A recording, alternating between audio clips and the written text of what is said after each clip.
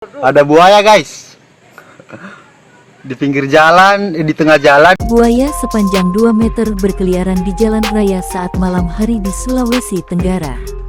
Warga Kabupaten Muna, Sulawesi Tenggara, khususnya sekitaran Wamponiki digegerkan dengan seekor buaya yang berkeliaran di tengah jalan raya, Sabtu tanggal 27 Agustus tahun 2022 sekitar pukul 12 malam.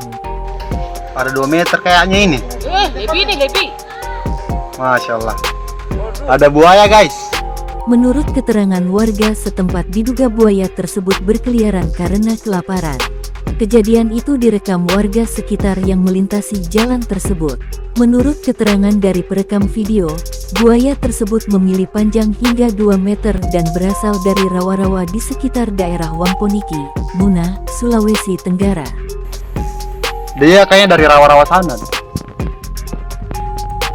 Warga sekitaran Wamponiki khawatir ketika malam hari warga menjadi takut untuk keluar rumah karena khawatir tiba-tiba buaya muncul di dekat mereka.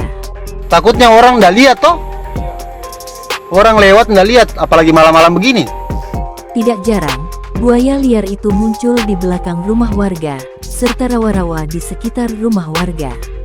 Warga berharap petugas segera bisa mengevakuasi buaya tersebut ke habitatnya, agar tidak berkeliaran di permukiman warga dan membahayakan keselamatan warga.